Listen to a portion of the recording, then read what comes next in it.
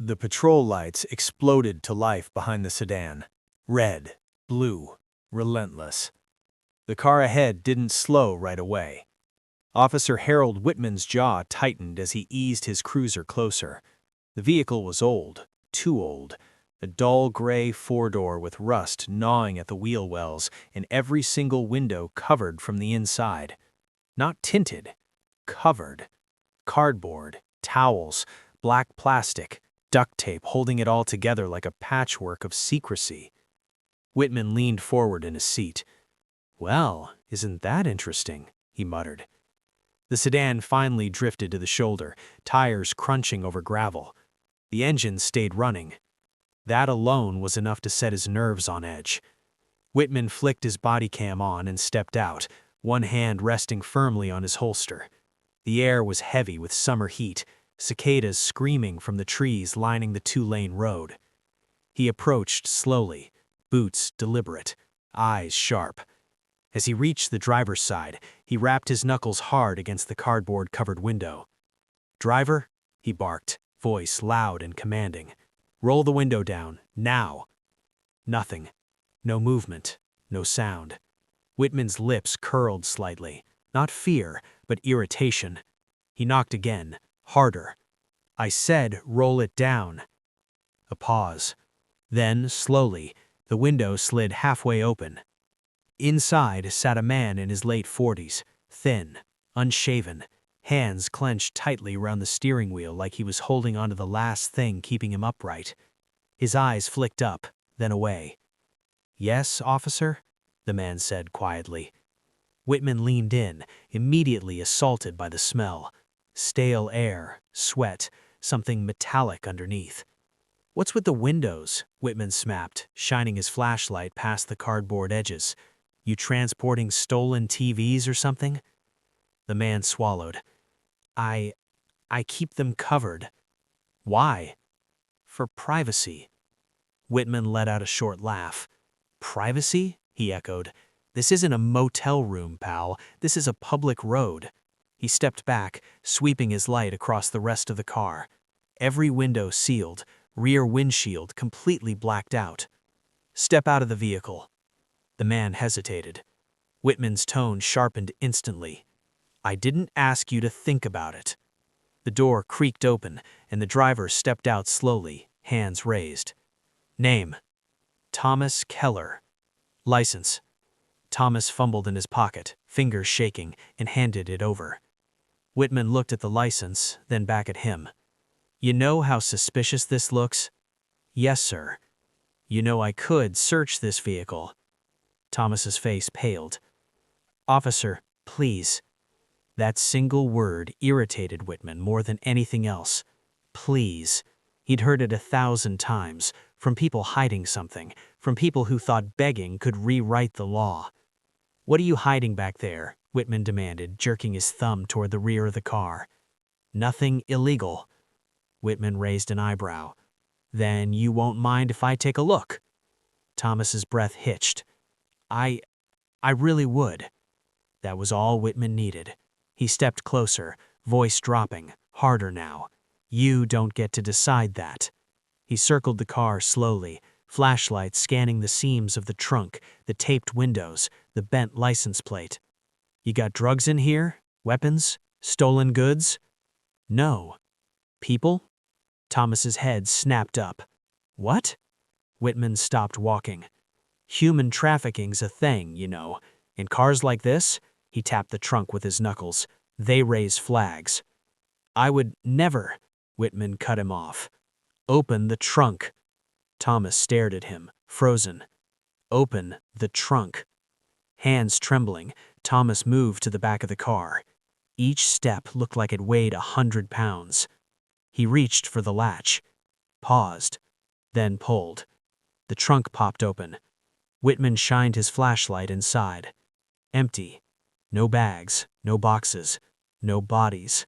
Just blankets, folded neatly, worn, old. Whitman frowned. "What's this?" he asked. "For sleeping," Thomas said quietly. Whitman's eyes narrowed. "You living out of your car?" Thomas didn't answer right away. Answer me. Yes. Scoff. Figures. He slammed the trunk shut and moved back toward the driver's side. So what's really going on in there? Thomas swallowed hard. I already told you. Whitman ripped a corner of the duct tape loose from the rear window. Thomas gasped. Officer, please don't. Whitman yanked harder. The cardboard peeled away with a loud tear. And then, everything stopped. Whitman's flashlight beam froze mid-air. His mouth opened slightly. Inside the back seat was not what he expected. Not contraband, not weapons, not crime. What stared back at him made the blood drain from his face. For the first time in years, Officer Harold Whitman forgot how to breathe, and the road went completely silent.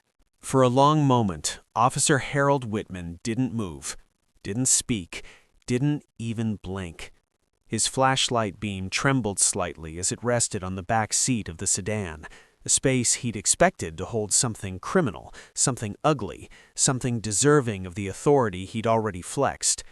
Instead, it held something far worse. A child. A little girl. She couldn't have been more than 7 or 8 years old. Small.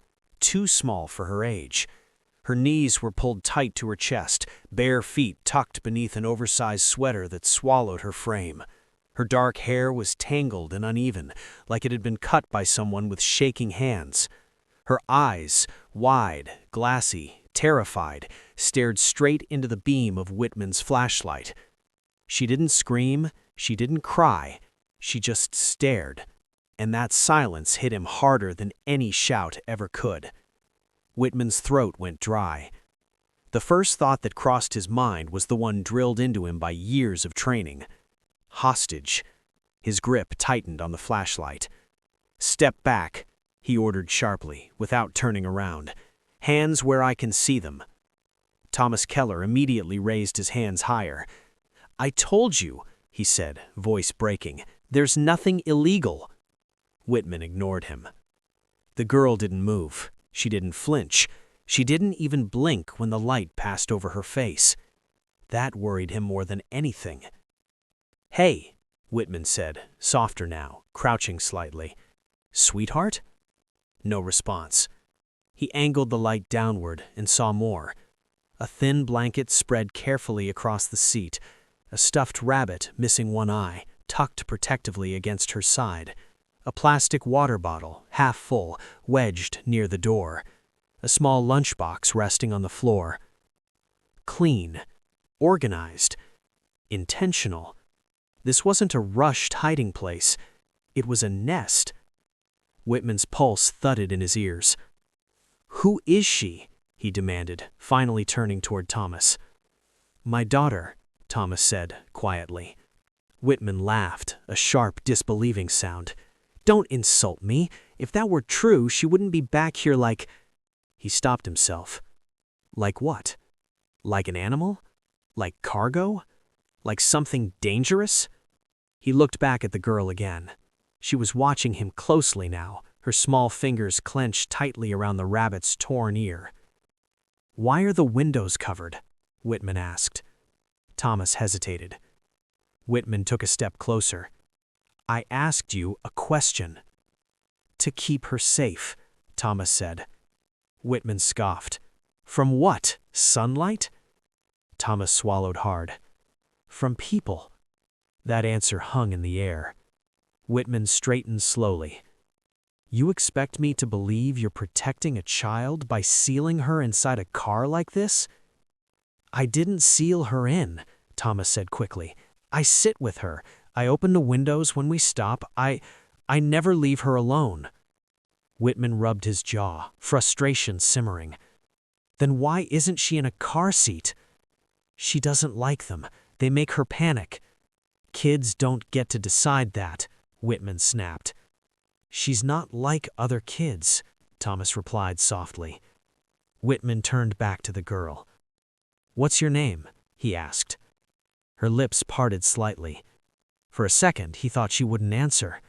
Then in a voice so quiet it barely carried, Lucy. Whitman felt something shift in his chest. "How old are you, Lucy?" She hesitated, then held up 6 fingers. 6? She looked older than that. Tired, older. Whitman's gaze flicked back to Thomas. "She should be in school." "She was," Thomas said, slowly. "Was?" Thomas nodded slowly. "Before everything." Whitman crossed his arms. "You want to explain everything before I call this in?" Thomas's shoulders sagged. "I lost my job, then the house, then my wife." His voice cracked on the last word. "She left when things got hard." Whitman remained silent. "I tried shelters. They separated us, said she'd be safer without me." Whitman frowned. "And you disagreed?" "She's all I have, and I'm all she has." Lucy shifted slightly, pulling the sweater tighter around herself. Whitman noticed her hands. They were trembling, not from fear of him, from cold. The realization hit him like a punch. It was summer outside, but inside that sealed car, the air must have been stale, heavy, suffocating. He felt a sudden wave of guilt. "Why cover the windows?" he asked again, quieter this time. Lucy answered before her father could. "So they don't look at me." Whitman froze. "Who doesn't?" "The people," she whispered. "They get mad." Thomas closed his eyes.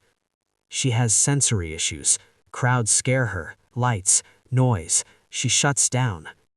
Whitman exhaled slowly. This wasn't in any manual. This wasn't a crime scene. This was something else entirely. Something messier. Something human. Still, protocol echoed in his head. A child living in a car, covered windows, isolation. Red flags. Big ones. "Step away from the vehicle," Whitman said finally. Thomas nodded, obeying without protest. Whitman reached for his radio. Lucy's eyes widened. "Daddy?" Whitman whispered. Thomas turned toward her immediately. "It's okay," he said, forcing a smile. "I'm right here." Whitman paused. He looked at Lucy again, at the careful way her blanket was folded, at the rabbit clutched like a lifeline, at the fear that wasn't wild, but learned. He lowered his radio. "Lucy," he said gently, crouching again. "Are you hurt?" She shook her head. "Hungry?" She nodded. Whitman felt his chest tighten. "When did you last eat?" Lucy shrugged. "Yesterday." Thomas flinched. "I gave her the last sandwich, I swear." Whitman stared at him. "How long have you been living like this?" He didn't answer. He didn't need to. Whitman glanced down the empty road, then back at the car, then at the girl who shouldn't have been there. Every instinct he had was colliding. Law, compassion, duty, judgment. He took a slow breath. "All right," Whitman said. Thomas looked up, hope flickering. "We're going to do this the right way." Lucy's grip tightened on the rabbit. "Am I in trouble?" she asked. Whitman swallowed. "No," he said softly. But as he spoke the words, he realized something chilling. Nothing about this situation had a right answer, and whatever he did next would change all 3 of their lives, forever. Officer Harold Whitman stood beside his cruiser, radio resting heavy in his hand, like it weighed more than plastic and wires ever should. In 32 years on the force, he had made thousands of calls, shots fired, domestic disputes, fatal accidents, missing children. But this one made his stomach churn. Behind him, the sedan sat idling, windows still blacked out like secrets that refused to come into the light. Thomas Keller stood near the hood, hands folded in front of him, posture stiff but obedient. He hadn't argued, hadn't raised his voice, hadn't begged. That worried Whitman more than anger ever could. Inside the car, Lucy sat quietly, legs tucked beneath her, stuffed rabbit pressed against her chest. She watched everything through a narrow crack where the rear window covering had slipped, her eyes tracking Whitman with unsettling awareness. She didn't look confused. She looked like someone who had learned not to expect kindness. Whitman turned his back to the car and lifted the radio. "Dispatch," he said, his voice steady despite the tension coiling in his chest. "I need to report a possible child welfare situation." The word possible tasted bitter. "Go ahead, Whitman," came the familiar voice on the other end. He hesitated. The silence stretched just a second too long. "Male driver, early 40s, vehicle with all windows covered, minor female in the back seat, no visible injuries, claims she's his daughter." There it was. Once he said it, you couldn't take it back. "Copy that," dispatch replied. "Do you need backup?" Whitman glanced over his shoulder. Thomas stood exactly where he'd been told, staring at the pavement like it might open up and swallow him whole. "No," Whitman said. "Not yet." Lucy shifted inside the car, sensing something change. Whitman lowered the radio and exhaled slowly. 32 years ago, he would have handled this differently. Back then, there was a rule book for everything, and you followed it, no questions asked.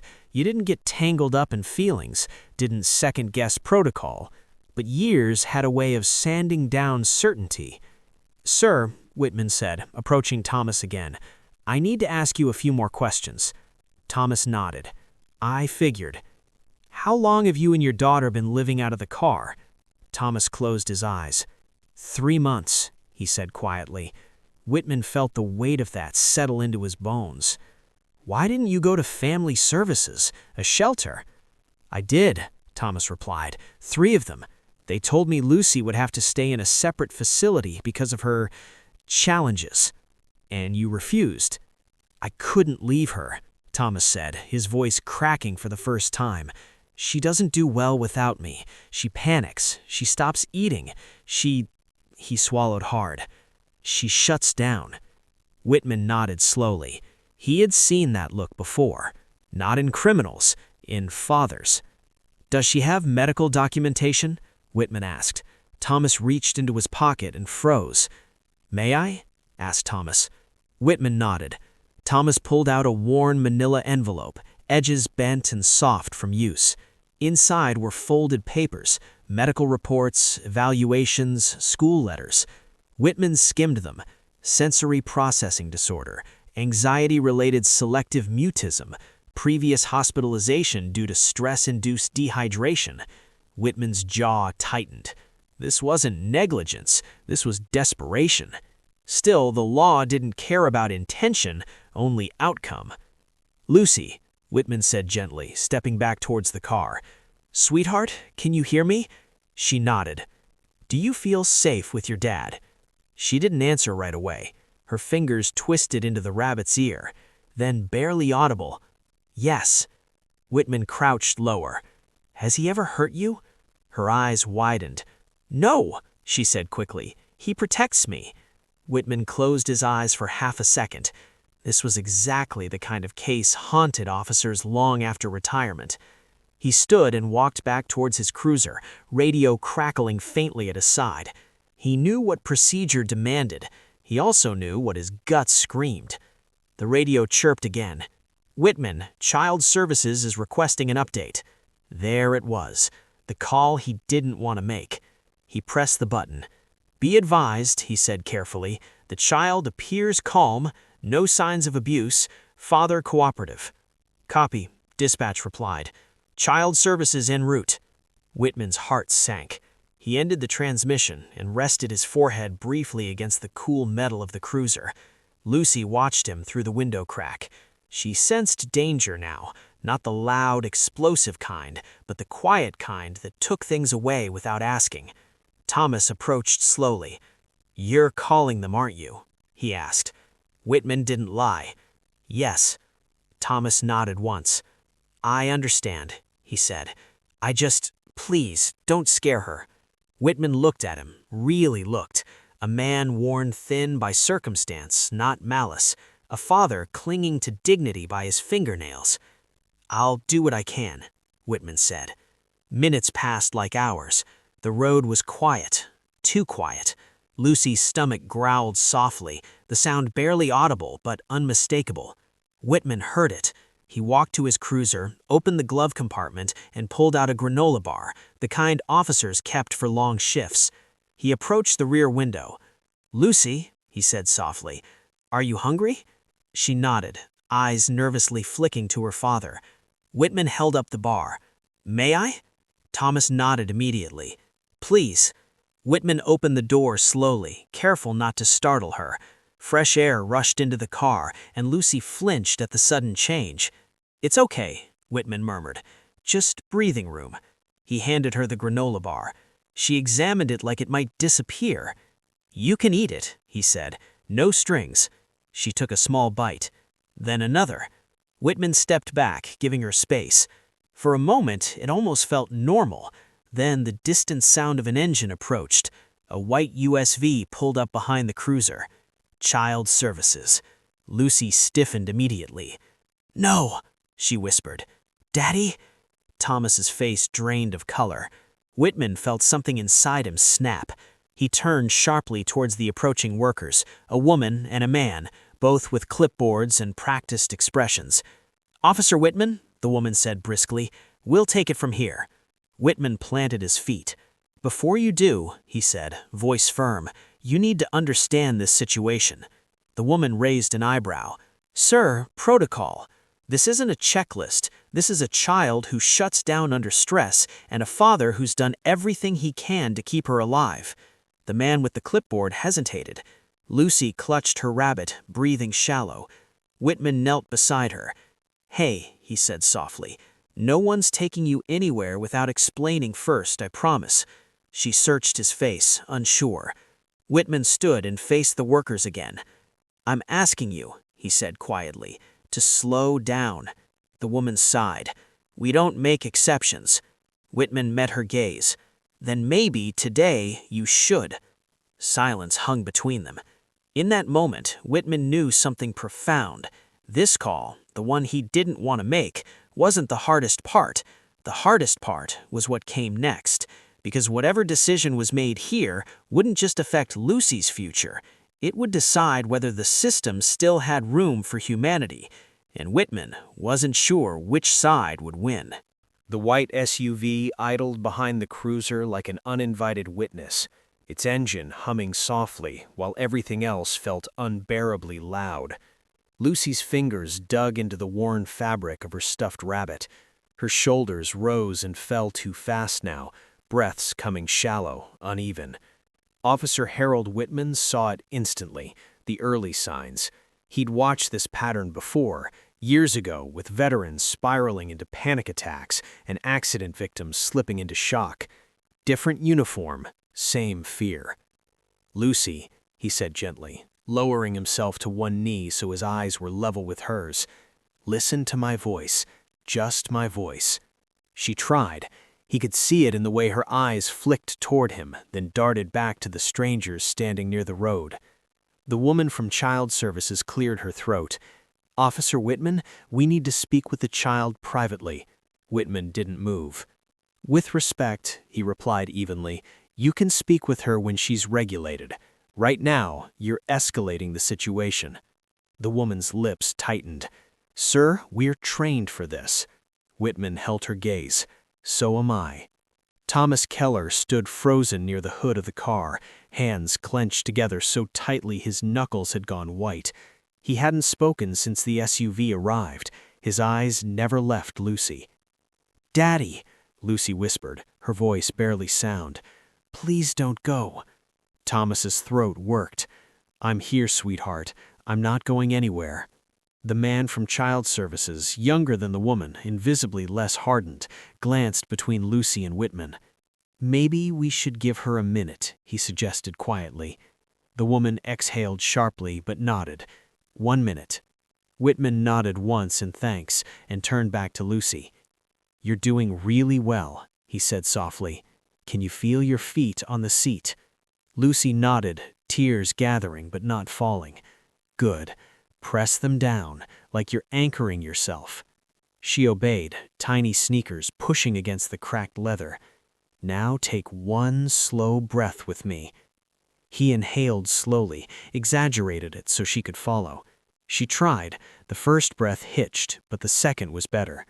Thomas watched, helpless and grateful all at once. Whitman stood and turned to the child services workers again.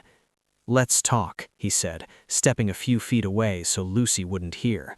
"Now." They moved aside, voices low but tense. "This is a clear case of endangerment. Living in a vehicle, covered windows, that alone doesn't equal abuse," Whitman cut in. "It equals poverty." She bristled. "Poverty doesn't excuse putting a child in danger. And trauma doesn't excuse ripping a child away from the only person she trusts," Whitman shot back. The younger worker shifted uncomfortably. "Sir, our mandate is child safety." "So is mine," Whitman replied. "And right now, the safest place for that child is with her father." The woman crossed her arms. "We can't ignore protocol." Whitman leaned closer, lowering his voice. "Then don't ignore context." He gestured subtly toward Lucy. "She has documented sensory and anxiety disorders. You separate her abruptly, you risk a full shutdown, dehydration, hospitalization." The woman hesitated, just a fraction. "We can arrange a temporary foster placement with professionals." Thomas overheard that. "No," he said suddenly, his voice hoarse but firm. "Please, she won't survive that." The woman turned. "Sir, this is not your decision." Whitman shot his head toward her. "It is if you want her breathing steadily in the next 10 minutes. Silence fell. Lucy let out a small broken sound from inside the car. Whitman turned instantly. "Hey," he said, kneeling again. "You're okay. Just keep breathing." She shook her head, panic rising fast now. "They're going to take me. They always take people." Whitman's chest tightened. "Not today," he said firmly. "Not without a fight." The woman cleared her throat behind him. "Officer Whitman?" He stood slowly, turning to face her. "You're obstructing an investigation." He didn't blink. "I'm protecting a child." She pulled out her phone. "I'm calling my supervisor." Whitman nodded. "Good. I'd like to speak with them, too." Minutes stretched long as the woman stepped away, voice sharp and clipped as she explained the situation.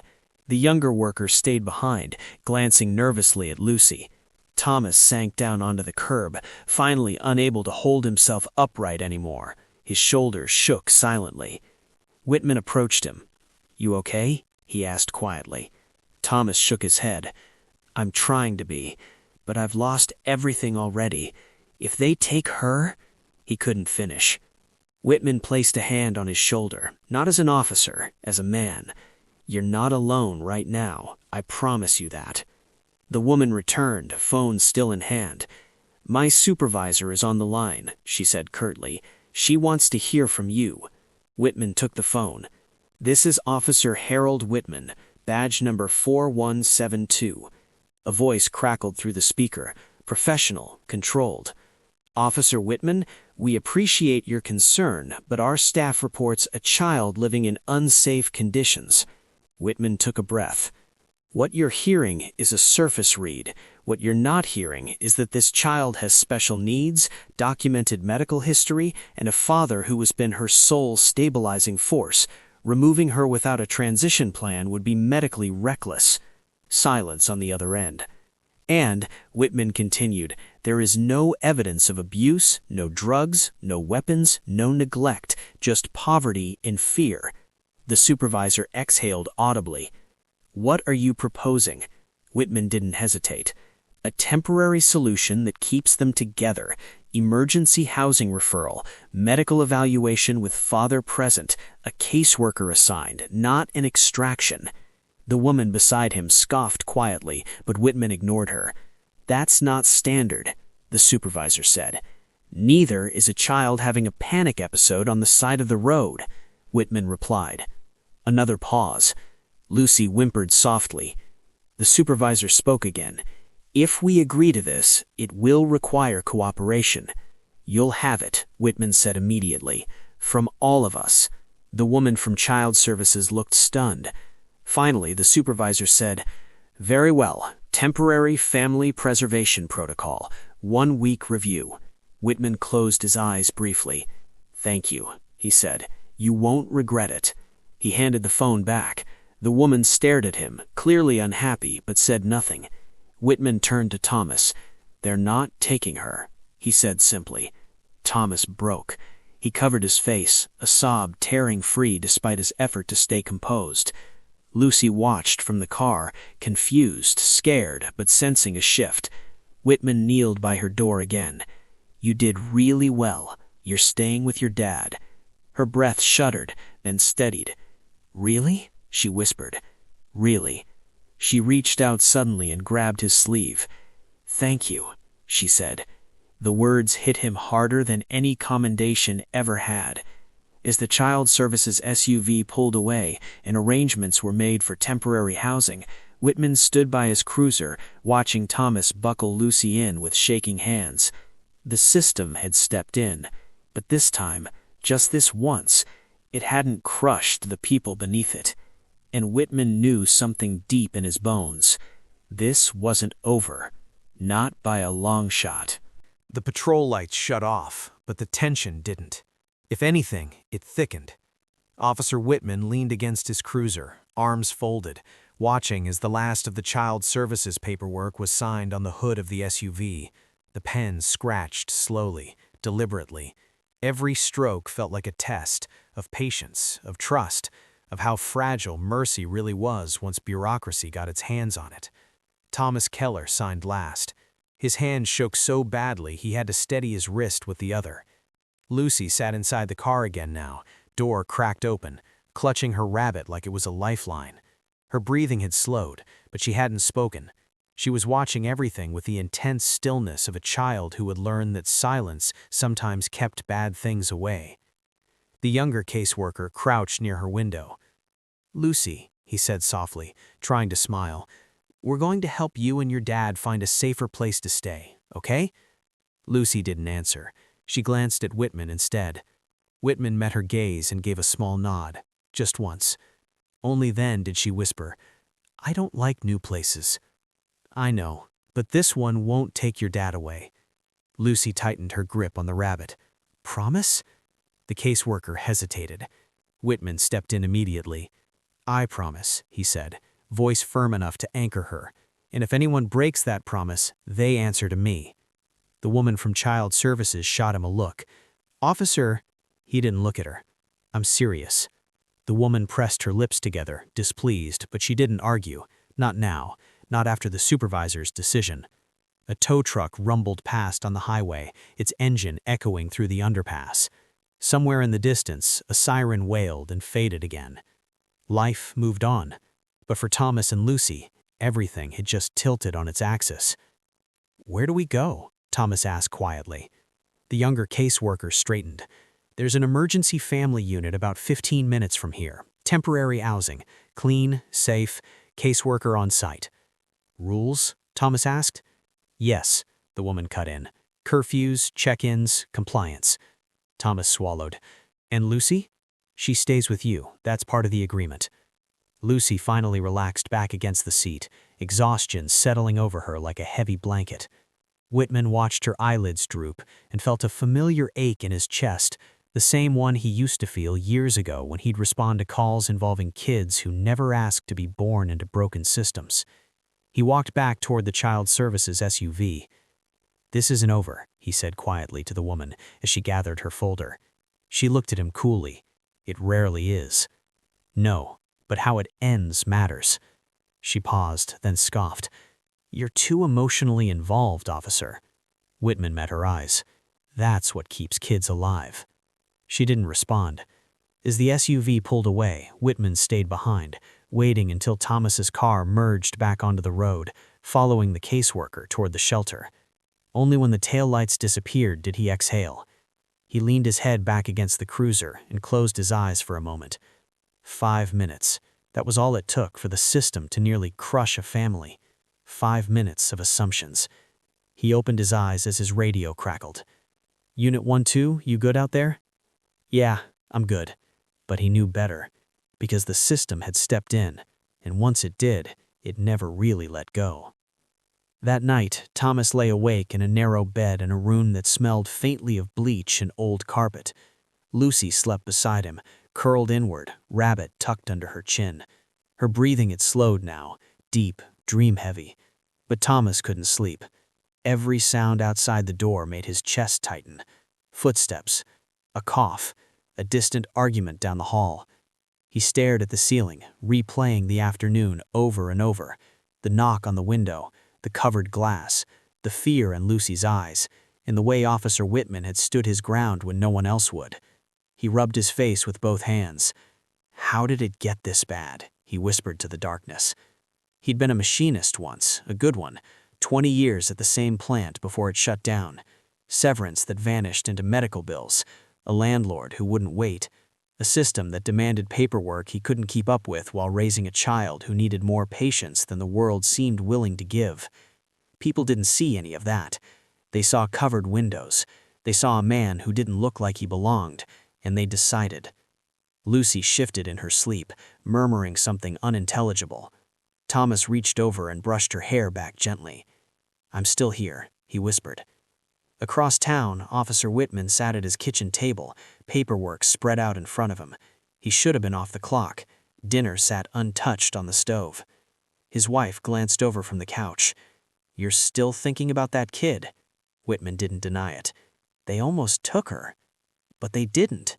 No, because today, the system blinked. His wife sighed softly. "That doesn't happen often." "No," Whitman agreed, "which means someone's going to want to correct it." The next morning, the call came earlier than he expected. "Officer Whitman?" the voice on the other end said. "This is internal review." Whitman straightened. "Yes?" "We have some questions about your conduct during yesterday's traffic stop." He closed his eyes slowly. "Here it comes." The summons came wrapped in polite language. Officer Harold Whitman stood in the narrow hallway outside internal review, staring at a frosted glass door that might as well have read, "Enter at your own risk." The fluorescent lights hummed overhead, too bright, too unforgiving. He adjusted his uniform collar, though it didn't need it, and exhaled slowly. Pressure didn't always come as shouting or threats. Sometimes it came as paperwork. "Officer Whitman?" a voice called. He stepped inside. The room was sterile. White walls, metal chairs, a long table with 3 people seated behind it. A captain he barely knew, a woman from legal affairs, and a man with a tablet who hadn't looked up once. "Have a seat," the captain said. Whitman did. The woman folded her hands. "This is an informal inquiry." Whitman almost smiled. Almost. "Yesterday," the captain began, "you were involved in a traffic stop that escalated into child services intervention." "Correct." "And during that intervention," the woman continued, "you repeatedly challenged protocol." "I challenged assumptions," Whitman replied calmly. The man with the tablet finally looked up. "You refused to allow child services to remove a minor from what appeared to be unsafe living conditions." Whitman leaned forward. "I refused to allow a traumatized child to be separated abruptly from her sole caregiver without evidence of abuse." The captain raised a hand. "No one is accusing you of misconduct. We're assessing judgment." Whitman nodded. "Then assess the outcome." The woman frowned slightly. "This isn't about outcomes, it's about procedure." Whitman met her gaze. "Procedure without context becomes cruelty." A beat of silence. The captain sighed. "You're aware that your actions could be interpreted as interference." Whitman didn't flinch. "I'm also aware that doing nothing would have put that child in a hospital." The man with the tablet typed something. "Officer Whitman," the captain said carefully, "you've had an exemplary record, but advocacy can cross lines." Whitman straightened. "So can indifference." Another pause. "We're placing a note in your file. No disciplinary action. For now. For now. Whitman stood. If that's all. As he turned to leave, the captain added quietly, "Be careful, Harold. The system doesn't like being questioned." Whitman didn't turn around. "Neither do children," he replied, "but they still need someone to ask the right ones." Across town, pressure arrived in a different form. Thomas Keller sat across from a caseworker named Denise, her clipboard resting neatly on her knee. The room was small, beige, and smelled faintly of burnt coffee. Lucy sat beside him, legs tucked up, rabbit clutched tight. "Mr. Keller," Denise said evenly, "we'll need documentation." Thomas nodded. "Of course. Proof of income, proof of residence prior to homelessness, medical records, school enrollment history." He swallowed. "Some of that was lost when—" "We'll need it," Denise said, not unkindly but firmly. "Without it, progress is limited." Lucy's fingers twisted into the rabbit's ear. Thomas noticed. "I'll find it. I'll find everything." Denise glanced at Lucy. "She hasn't spoken much today." "He shuts down under stress. Doctors said—" "Yes," Denise said. "I've read her file." Lucy's eyes flicked up at that word. File. "Does she attend school?" Denise had asked. Thomas hesitated. "Not recently. Transitions are hard." Denise made a note. Thomas felt it like a weight dropping into his chest. That night, Lucy woke screaming. Not crying, screaming. Thomas sat bolt upright, heart pounding, pulling her into his arms as she thrashed. "No, no hands, no strangers," she sobbed. "I'm here. It's just me. It's just Dad." It took 20 minutes to calm her. 20 minutes of rocking, whispering, breathing together. When she finally fell asleep again, Thomas didn't. He stared at the wall, anger and fear twisting together. They said they were helping, but everything felt like it was slipping through his fingers. The pressure didn't stay quiet. By midweek, Whitman noticed the shift at work. Fewer nods in the hallway, longer looks, a sergeant who suddenly didn't need backup. At lunch, a younger officer leaned over. "You hear about that stop you made?" Whitman didn't look up from his coffee. "What about it?" "Word is Child Services isn't thrilled." Whitman snorted softly. "That's not news." "They're saying you crossed a line." Whitman finally met his gaze. So did they. The officer hesitated. "You worried?" Whitman thought of Lucy's grip on his sleeve. "No," he said. "I'd do it again." The first official letter arrived Friday morning. Thomas held it with shaking hands. Notice of review. Denise sat across from him again, eyes softer this time.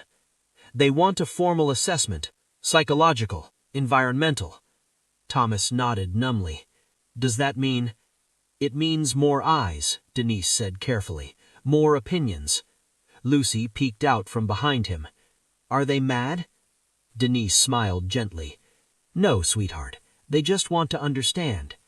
Lucy frowned. "They don't listen." Thomas closed his eyes. That evening he called the only number he had memorized that still felt safe. Officer Whitman answered on the second ring. "It's Thomas," he said quietly. "I know," Whitman replied. "How is she?" "Scared," Thomas admitted, "and I think they're building a case." Whitman exhaled slowly. "They always do." "What do I do?" Whitman stared out his kitchen window at the darkening street. "You keep being her anchor," he said, "and you document everything." There was a pause. "And Thomas?" "Yes?" "You didn't do anything wrong." Thomas's voice broke. "It feels like that doesn't matter." "It will," Whitman said, "eventually." After the call, Whitman sat alone for a long time. Pressure was a strange thing. It didn't shout. It leaned. It waited. And it squeezed until people either folded or stood firmer than they ever had before. Whitman knew which one he was choosing. And somewhere in a small room with beige walls and flickering lights, a little girl slept clutching a rabbit, unaware that the world around her was quietly deciding her fate. Not yet, but soon.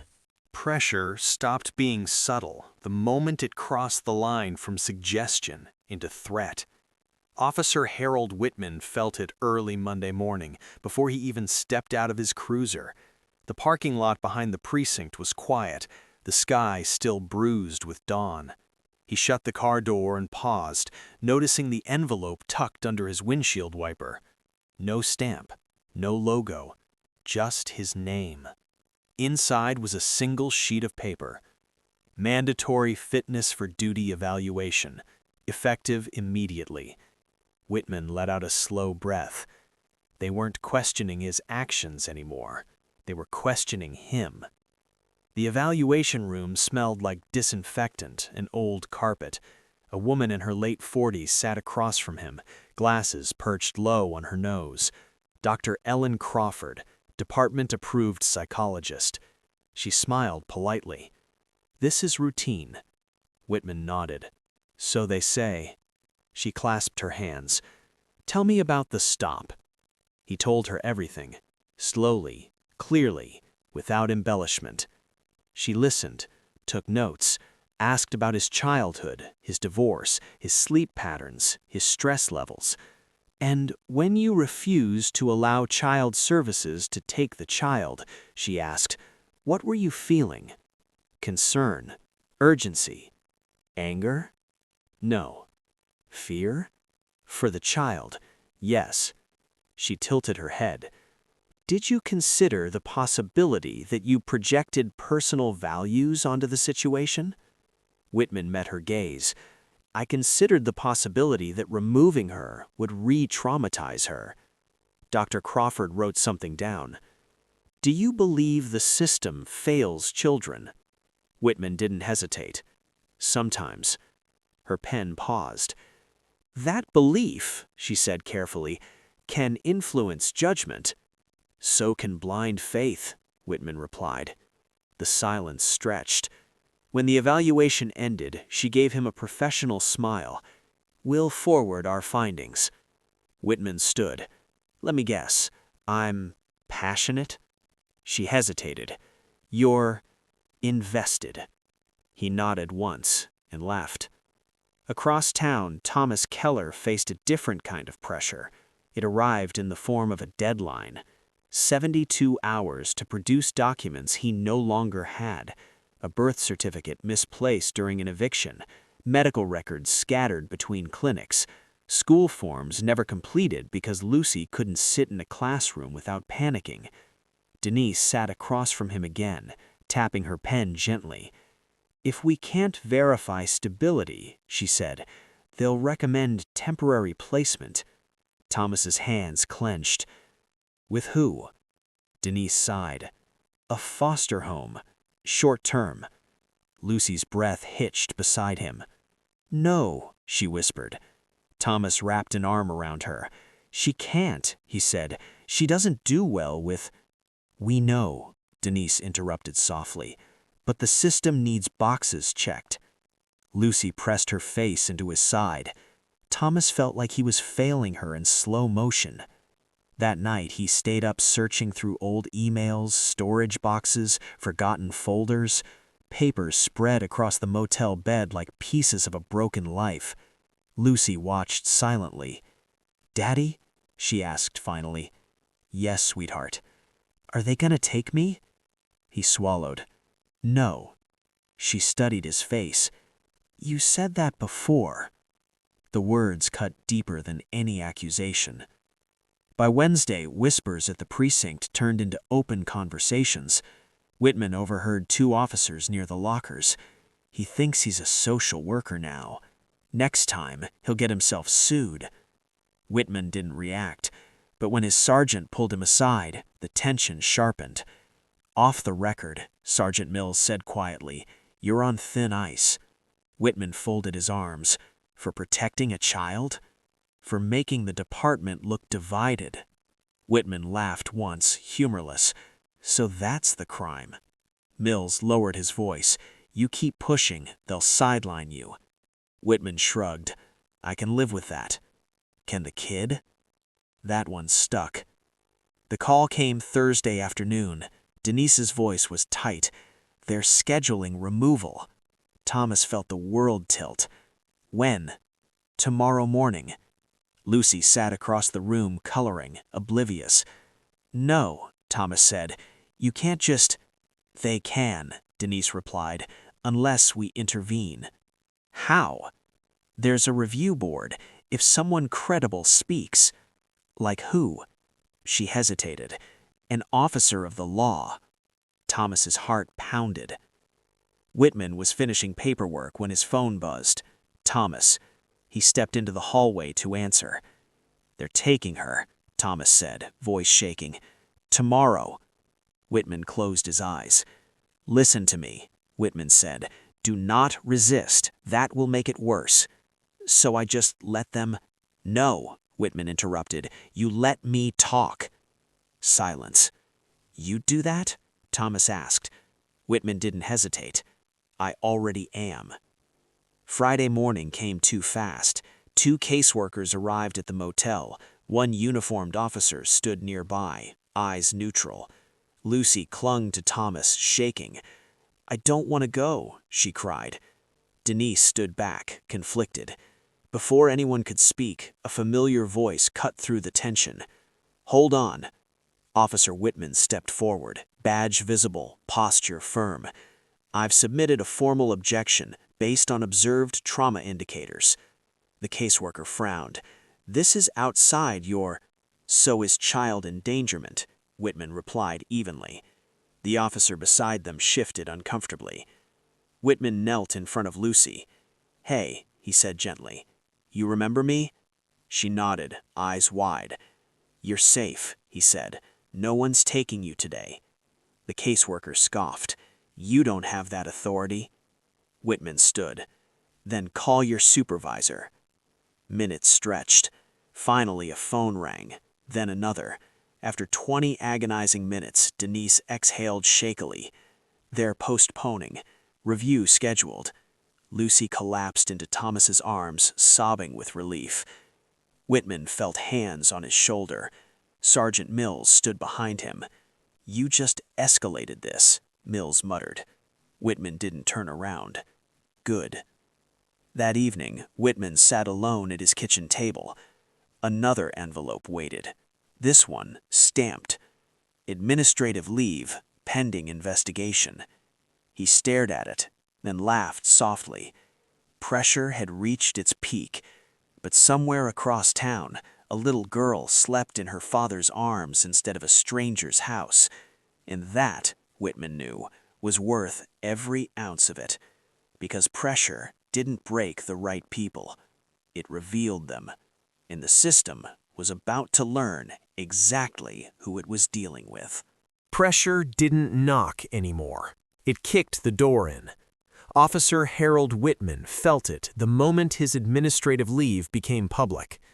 By noon, local news stations were running blurred footage of his traffic stop on a loop. Headlines crawled across screens with words carefully chosen to sound neutral while poisoning the well. Officer oversteps authority in child welfare dispute. Police interference delays protective services action. Was this about safety or control? Whitman turned the television off. He didn't need to hear strangers debate whether he was a hero or a liability. He already knew the department's position. Silence was their verdict. Across town, Thomas Keller felt the pressure differently. It lived in every unexpected knock at the motel door, every car that slowed too long in the parking lot, every time Lucy flinched at raised voices on television. They had postponed removal, but postponement wasn't protection. It was a pause before the next blow. Thomas spent hours on the phone, begging clinics for records, schools for letters, former employers for proof that he was more than the system's narrow definition of stable. Most didn't answer. Some did, and apologized as they declined. "I'm sorry," one administrator said. we don't want to get involved. Involved, as if Lucy's life were a controversy instead of a child. That night, Lucy crawled into his bed again. "Daddy?" she whispered. "Yes, baby? Are we bad?" The question hit him like a fist. "No," he said quickly. "Why would you think that?" "Because everyone keeps trying to fix us." Thomas closed his eyes and held her tighter. The pressure followed Whitman into his own home. A voicemail from Internal Affairs, an email requesting his firearm, a formal letter instructing him not to discuss the case publicly, and then the call he hadn't expected. "Officer Whitman?" "Yes." "This is Assistant District Attorney Karen Holt." Whitman straightened. "What can I do for you?" She paused. "I'd like to hear your version, off the record." That got his attention. They met in a quiet office downtown. Holt was sharp-eyed, no wasted movement, the kind of person who listened more than she spoke. "You understand," she said, "that Child Services is furious." "I imagine," Whitman replied. "They're pushing for full removal now, citing outside interference." Whitman scoffed. "So protecting a child is interference?" Holt didn't disagree. "What concerns me," she continued, "is not your conduct, it's theirs." Whitman leaned forward. "Lucy Keller has been flagged 3 times in the last year. Each time the case was closed without review." Whitman's jaw tightened. "Why?" Holt tapped her folder. "Because her father didn't fit the narrative of neglect they needed to justify action, until now." "So they manufacture urgency," Whitman said. Holt met his gaze. "That's one way to put it." "Then why are you helping?" he asked. She exhaled slowly. "Because systems rot when no one pushes back." That was the first crack. By Saturday, the pressure became physical. Thomas woke to pounding at the motel door. 2 officers, different faces. "Mr. Keller?" one said, neutral. "We need to ask you some questions." Lucy froze behind him. "This is about the child," the officer added. Thomas's heart raced. "She's right here." "We just want to talk." Whitman's voice echoed in his head.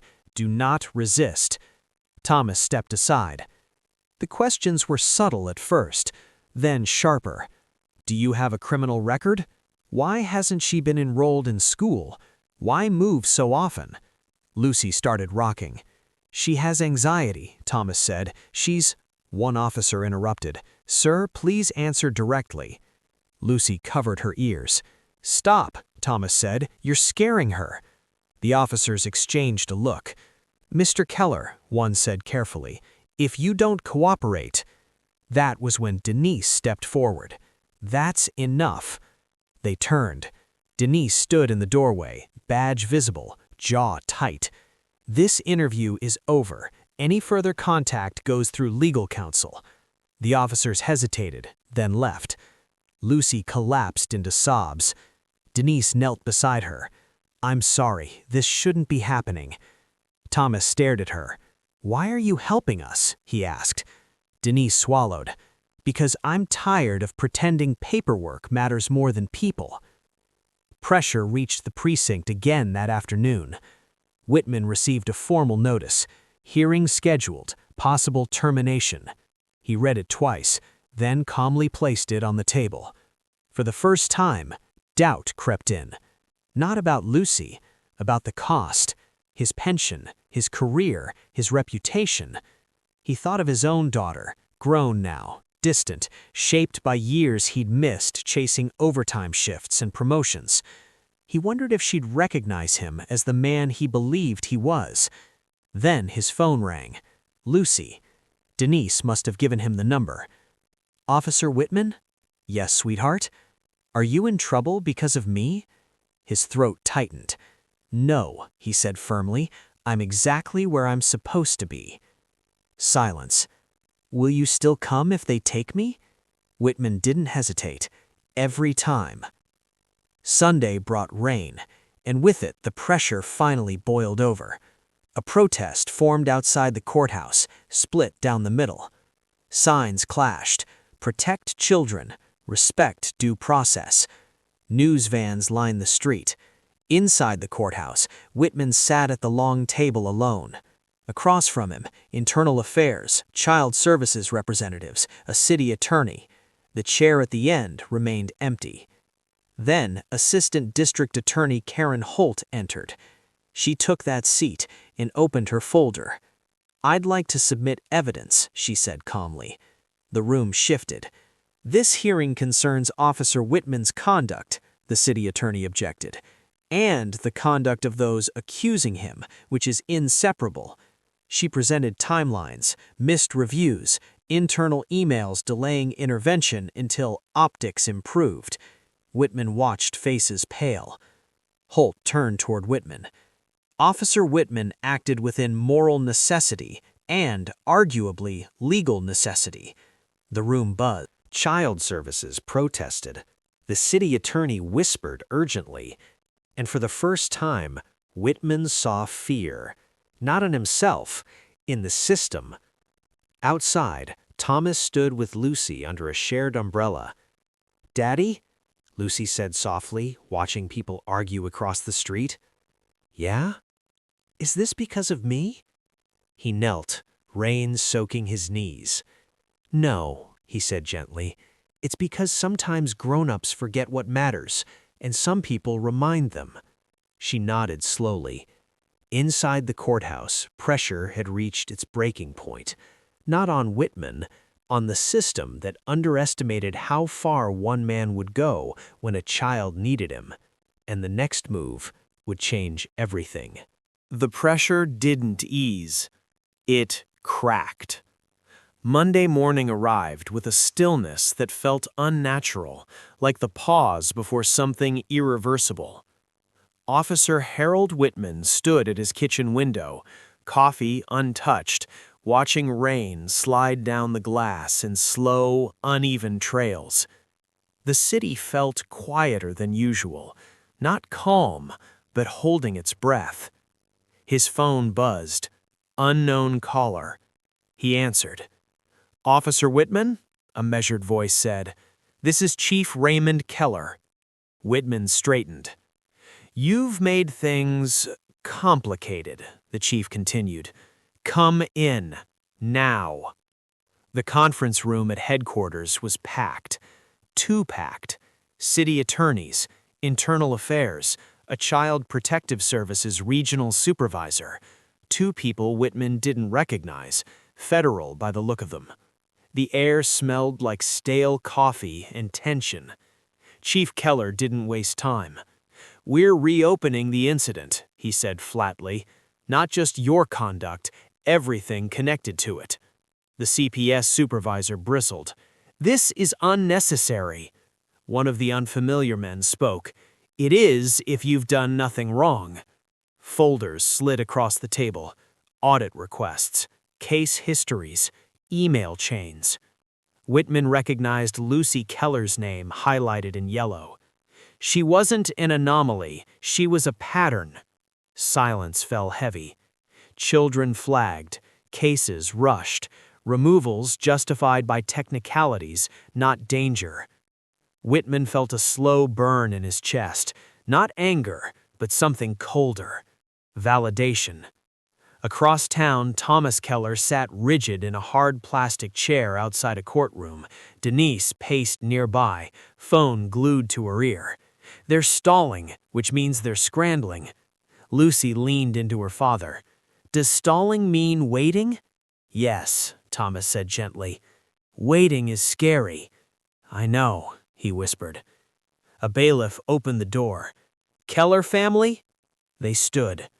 Inside, the judge looked tired, not bored, weary, like someone who'd seen too many systems fail the people they were designed to protect. "We will proceed," the judge said. CPS presented first. Charts, concerns, risk assessments. Thomas listened as if the words were about strangers. Then Denise stood and didn't raise her voice. She spoke slowly. She was fed, she was clothed, she was loved. She presented letters, teachers, neighbors, a pediatric nurse. Then she played a recording. Lucy's voice, soft, shaking. "I get scared when people yell, but my dad never yells at me." The room stilled. When the judge spoke again, his voice was firmer. "This court does not remove children based on inconvenience, nor will it punish families for not fitting neat categories." He turned to Thomas. "Mr. Keller, your daughter remains in your custody." Lucy gasped. Thomas's knees nearly gave out. The fallout hit fast. By noon, news alerts exploded. CPS regional director placed on leave. Internal review launched after police testimony. Whistleblower officer cleared of misconduct. Whitman sat alone in his patrol car, radio crackling with updates. His phone buzzed again. A text. "Lucy says I can call you my hero. Is that okay?" Whitman closed his eyes. "Always," he typed back. The energy didn't just break, it collapsed inward. Internal Affairs cleared Whitman by afternoon. By evening, they offered reinstatement. By nightfall, the chief called again. "We could use men like you, leadership positions." Whitman looked at the badge resting on his kitchen table. "Not yet," he replied. "I've got work to finish." That work came quietly. No cameras, no headlines. Whitman began attending hearings, not as an officer, but as an observer. He testified when asked. He spoke when silence would have been easier. Denise followed through, filing motions, protecting families others overlooked. Thomas moved Lucy into a small apartment near her new school. On the first morning, she hesitated at the doorway. "What if they come back?" she asked. Thomas knelt. "They won't, and if they try, they'll have to go through all of us." Weeks later, Whitman saw Lucy again. She ran towards him in the park, hair loose, face brighter. "Officer Whitman!" she shouted. He crouched as she wrapped him in a fierce hug. "You kept your promise," he said. "So did you." Thomas approached, hand extended. "I don't know how to thank you." Whitman shook his hand firmly. "You already did. You stood your ground." The city moved on. Systems rebranded. Policies rewritten. Apologies issued without admitting guilt. But some things had changed. Files were reviewed. Oversight added. And for the first time in years, someone inside the system had flinched. Not from fear, from conscience. On a quiet evening, Whitman drove past the same stretch of road where it had all begun. He slowed, pulled over, sat with the engine idling. He thought about the windows blacked out, the fear behind the glass, the moment he chose to knock instead of walk away. Pressure, he realized, wasn't always meant to be endured. Sometimes it was meant to reveal the cracks, and sometimes, just sometimes, it broke the right way. He started the engine and drove on. Not a hero, just a man who refused to look away.